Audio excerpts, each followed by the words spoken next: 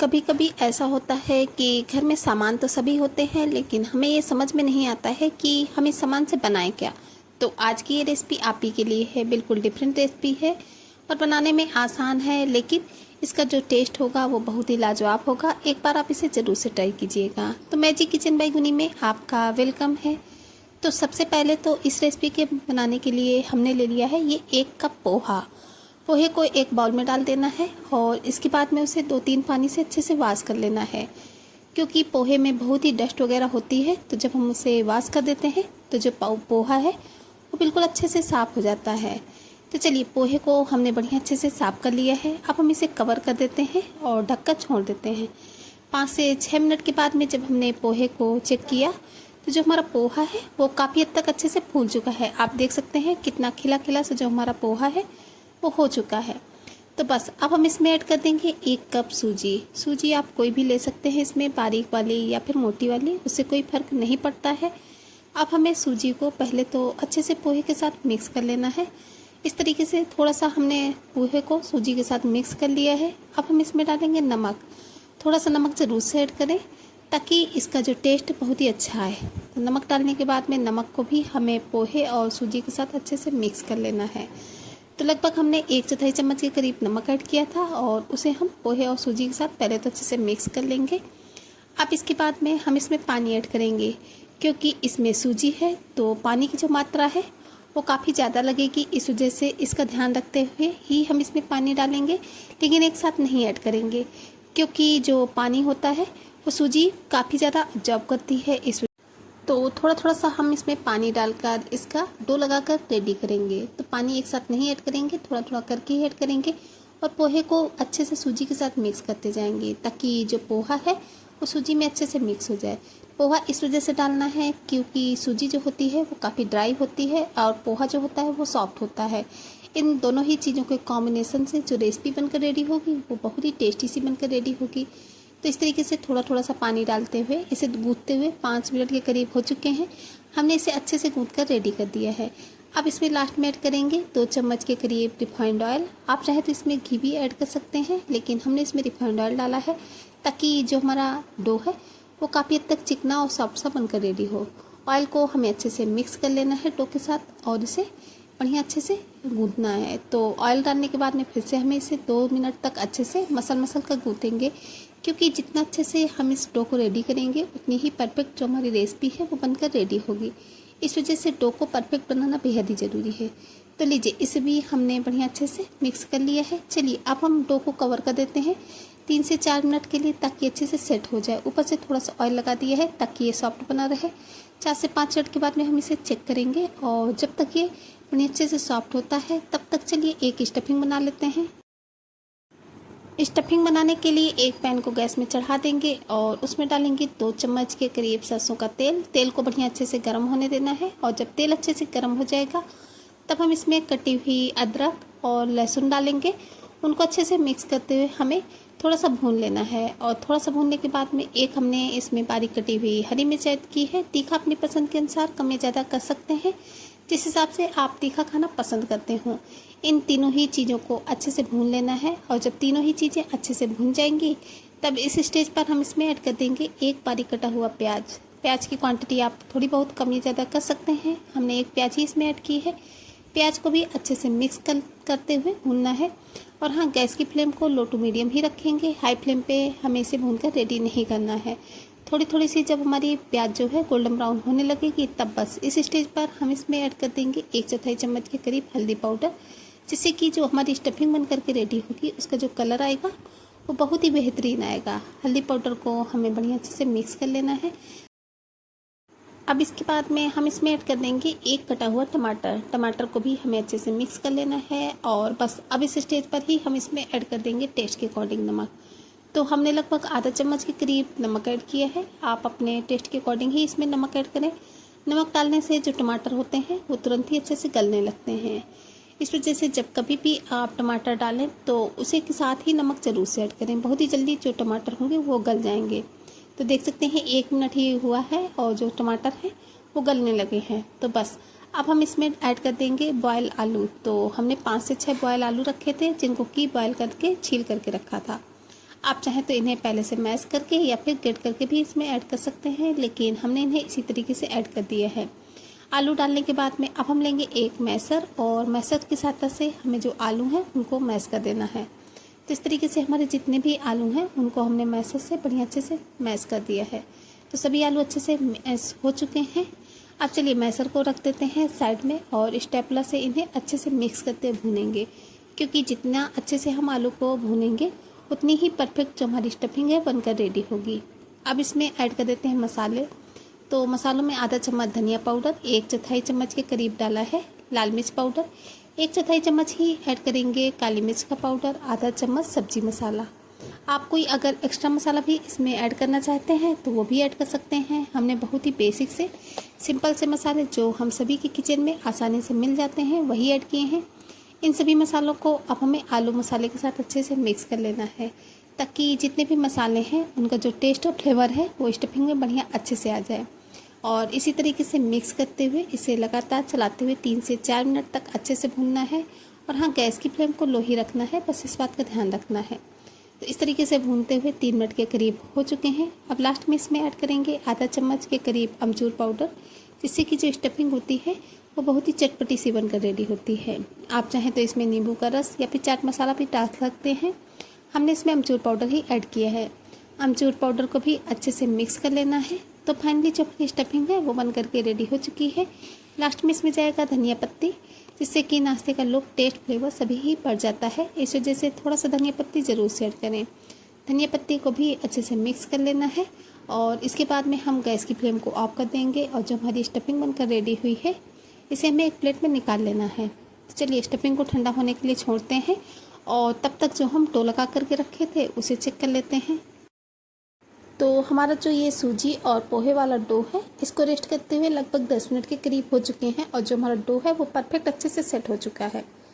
तो इसे हमें रखना है एक चकले में और चकले में रखकर हम इसे मसल कर अच्छे से बढ़िया से सॉफ्ट करेंगे, क्योंकि अच्छे से इसे सॉफ्ट करना बहुत ही ज़्यादा ज़रूरी है, क्योंकि इसमें सूजी पड़ी हुई है। इस वजह से हमने इसे 2 से 3 मिनट तक अच्छे से मसल कर सॉफ्ट कर लिया है। अच्छे से सॉफ्ट करने के बाद में अब हम इसकी 2 लोइयाँ एक साइज की इस तरीके से बड़ी बड़ी सी कट करके रेडी कर लेंगे। तो हमने इसे 2 पार्ट्स में डिवाइड कर लिया है। चलिए एक पार्ट्स को हम रख देते हैं साइड में और एक पार्ट्स लेते हैं और इस तरीके से उसे चपटा करते हुए इस तरीके से पहले तो हमें पेड़े का शेप देना है। अब इसके बाद में आप चाहें तो इसमें गेहूं का आटा लगा सकते हैं या फिर सूखा मैदा लगा सकते हैं।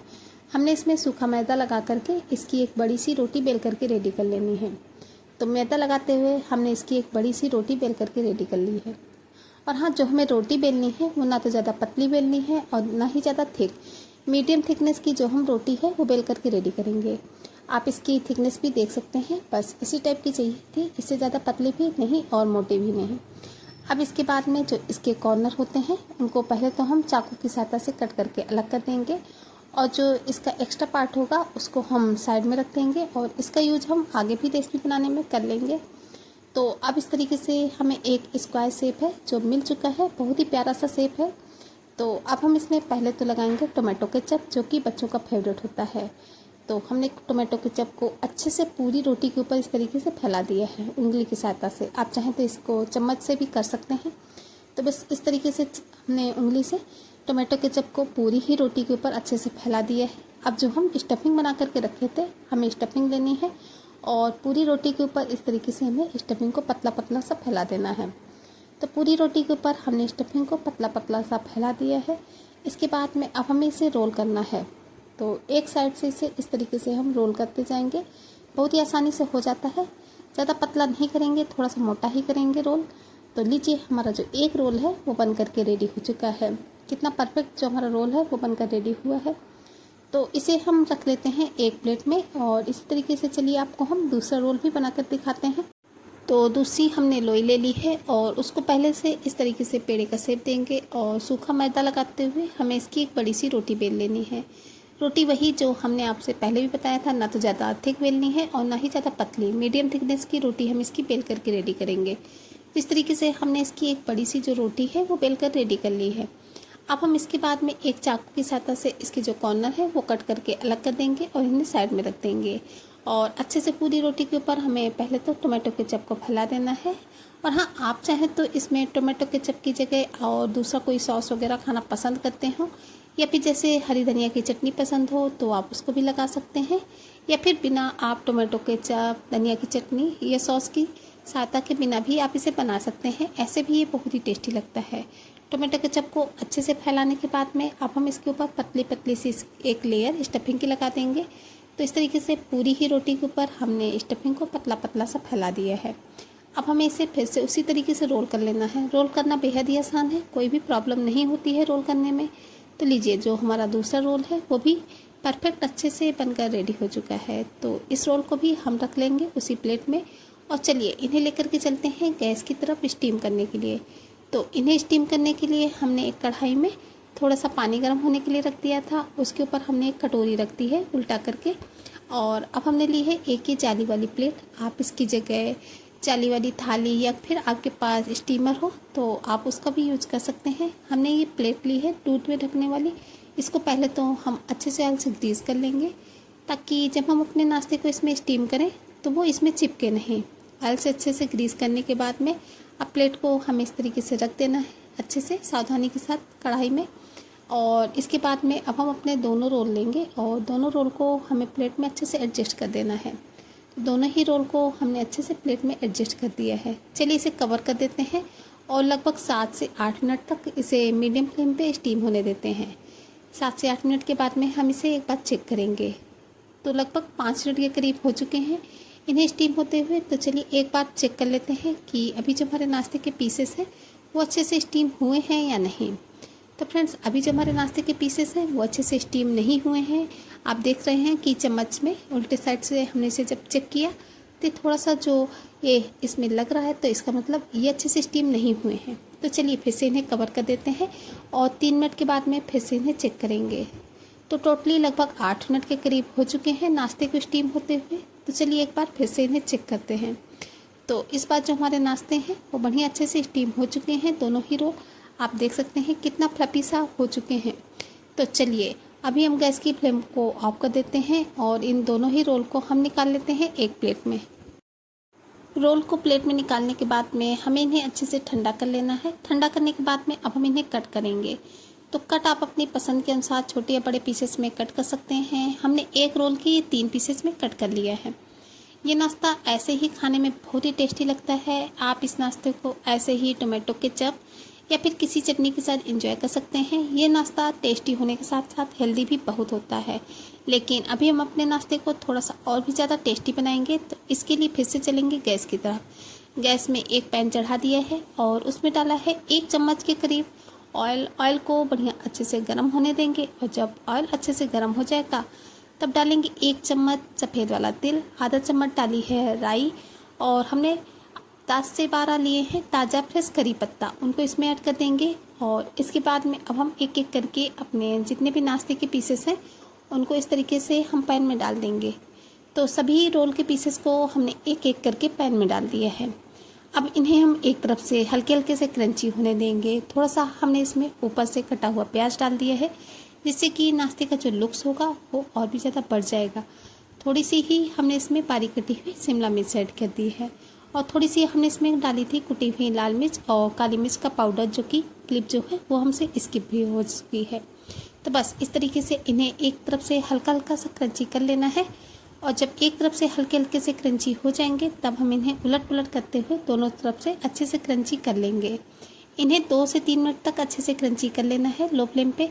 और हाँ फ्रेंड्स, आप हमारे ये नाश्ते की वीडियोज़ कहाँ से देख रहे हैं प्लीज़ कमेंट बॉक्स में बताना बिल्कुल भी नहीं भूलिएगा, क्योंकि आप लोगों के एक कमेंट से बहुत ही ज़्यादा मोटिवेशन मिलता है आप लोगों के लिए इसी तरीके से नई नई रेसिपी की वीडियोस लाने के लिए।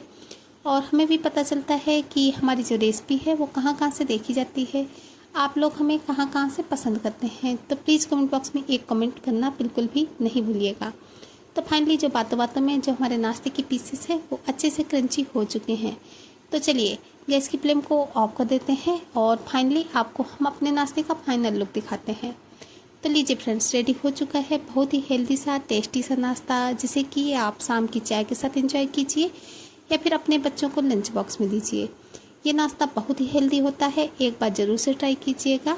और रेसिपी पसंद आई हो तो प्लीज़ इसे लाइक करना बिल्कुल भी नहीं भूलिएगा। क्योंकि आप लोग लाइक करना भूल जाते हैं। और इसे ज़्यादा से ज़्यादा फैमिली फ्रेंड्स के साथ शेयर भी करें ताकि उनका सपोर्ट भी हमें मिल सके।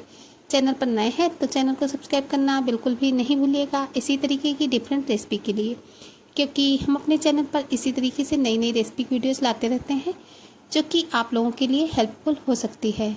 तो आज के इस नाश्ते को हमने सर्व किया है टोमेटो केचप के साथ। आप इसे इमली की चटनी, अमचूर की चटनी के साथ एंजॉय कर सकते हैं, बहुत ही टेस्टी लगता है। तो एक बार इसे ट्राई करना तो बनता है।